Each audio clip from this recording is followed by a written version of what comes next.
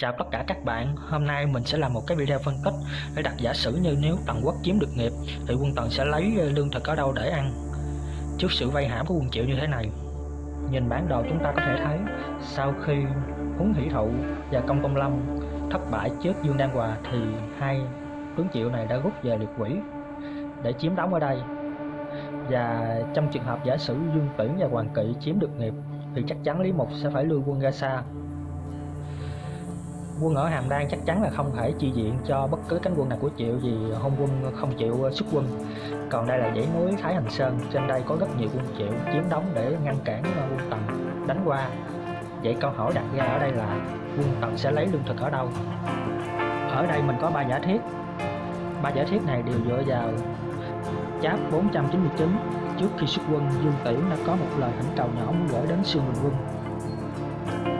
Giả thuyết thứ nhất đó chính là Dương Tuyển nhờ Sương Bình Quân sau khi biết tin quân Tần chiếm được Nghiệp, Sương Bình Quân sẽ dẫn quân từ Tần Quốc ở nhà tấn công vào Liệt Quỷ để có thể khai thông đường lương. Nhưng câu hỏi đặt ra ở đây là quân Triệu liệu có dễ dàng để cho việc đó xảy ra hay không? Câu trả lời chắc chắn là không.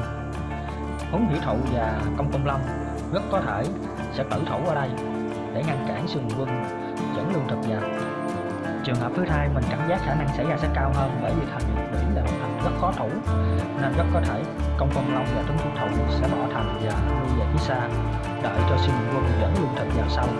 Chắc chắn Công Tôn Long và Tuấn Hỷ Thụ sẽ tấn vào để có thể khiến cho việc dẫn lương khó khăn hơn.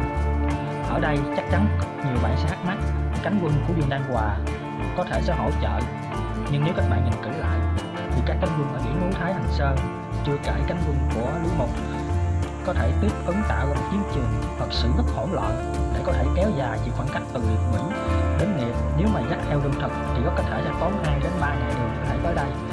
Trong thời gian đó thì chắc chắn quân Tần ở Nghiệp sẽ đói mà không có gì để ăn. Nhìn chung thì vận lương từ đường Liệt Quỷ vào đây sẽ gặp muôn trùng khó khăn vì sự thách thức của quân Triệu. Quân Triệu sẽ không dễ dàng để cho họ chịu vận lương dễ dàng để cứu Nghiệp. Trước khi đến với giả thiết thứ hai, chúng ta có thể đọc ở trang 16 đã từng đến một đề cập vấn đề là có thể vận chuyển lương thực bằng đường thủy. Vậy chúng ta có thể vận chuyển lương thực bằng đường thủy để cứu Nghiệp hay không? Chúng ta sẽ bắt đầu giả thiết thứ hai như sau. Giả thiết thứ hai cũng rất nhiều bạn đã mường tượng ra được cảnh tượng đó chính là quân Tần cho lương thực đi ở đường thủy, tức là đường sông, đi ra sông Hồng Hà. Đi theo đường này thì có thể tiếp lương cho Nghiệp. Tuy nhiên nếu đi theo đường này thì liệu có dễ dàng không? Chúng ta sẽ cùng xem bản đồ lớn nhé. Đây, như các bạn đã quan sát thấy, đây là bản đồ lớn của bản nước Trung Quốc. Đây chính là Nghiệp, ở đây là Hàm Đan, còn đây là dãy núi Thái Hành Sơn. Đây là con sông mà chúng ta vừa đề cập, đó là con sông Hoàng Hà. Muốn đi qua con sông này thì trước tiên là phải đi qua được nước Ngụy.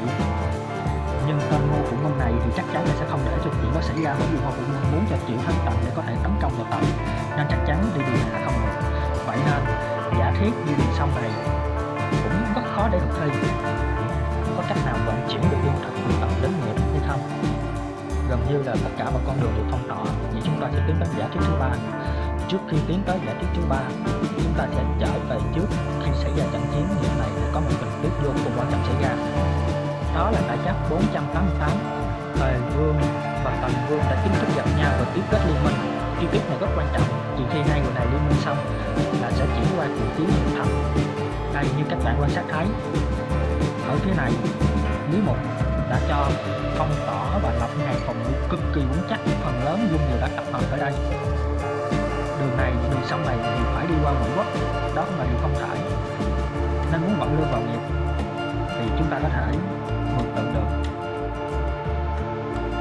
Đúng vậy, chúng ta có thể nhờ Tề Quốc tiếp ứng lương thực cho Nghiệp Thành. Tại sao là như vậy? Tại vì hàng phòng ngự của Triệu Quốc tập trung phần lớn ở phía Tây, còn phía Đông thì lại yếu hơn và bỏ trống rất nhiều. Bằng chứng là cuộc chiến giữa Yên và Triệu đã chứng minh điều đó. Nên nếu chúng ta có thể tận dụng quan hệ liên minh Tề để có thể tiếp ứng lương thực đi từ đường này qua, có thể là đường bộ hoặc là đường thủy. Vì chúng ta quan sát thấy đường thủy ở đây cũng chạy dọc qua Nghiệp, nó tương ứng với chỗ này. Để củng cố cho giả thiết và Tề Quốc sẽ cung cấp lương thực cho Nghiệp, chúng ta có thể đọc lại Cháp 513. Ngay sau khi tin tức Dương Tuyển bỏ thành Liệt Quỷ đã lan truyền khắp Trung Hoa thì bọn Sở và Ngụy không có đề cập đến đại vương của họ, nhưng đề cập đến các tướng quân của họ là muốn tấn công Tần và mong muốn chiến thắng.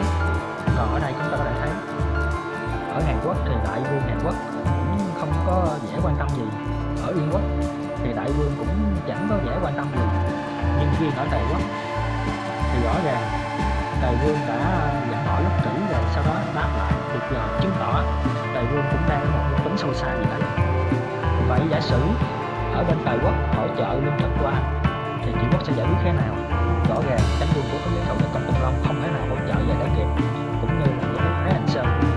Duy nhất cánh quân của Lý Mục là có thể hỗ trợ, nhưng chắc chắn sẽ bị ba cánh quân Lương Đan Hòa, Lương Tỷ về bạn sẽ gây ngăn cản khó dễ.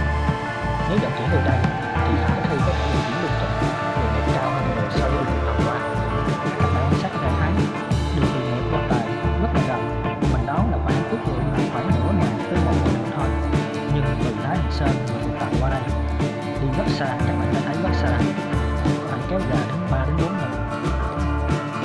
Giả sử Tần có chiến đường nghiệp thì quân của Tần có thể chịu đựng cùng lắm là 1 đến 2 ngày, không thể chịu đựng được hơn.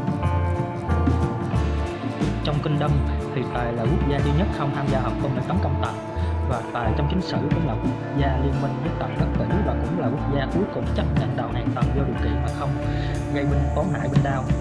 Tại Giáp 488 thì Tề cũng đã tâm sự với Tần Vương rằng quốc gia mình cũng đã từng bị Hoạt Tung và thấu hiểu cảm giác bị Hoạt Tung là như thế nào, nên Tề rất đồng cảm với Tần và chấp nhận đầu hàng doanh chính nếu doanh chính đáp ứng được kỳ vọng của Tề Vương. Trên đây là 3 giả thuyết của mình. Nếu các bạn có giả thuyết gì mới hoặc có phản biện góp ý thì có việc comment, bình luận hoặc phản bác. Video này đến đây là hết. Rất cảm ơn các bạn đã lắng nghe và hẹn gặp lại các bạn ở video sau. Nếu thấy hay thì like và chia sẻ cũng như đăng ký cũng như subscribe, ấn thông báo kênh YouTube nhé.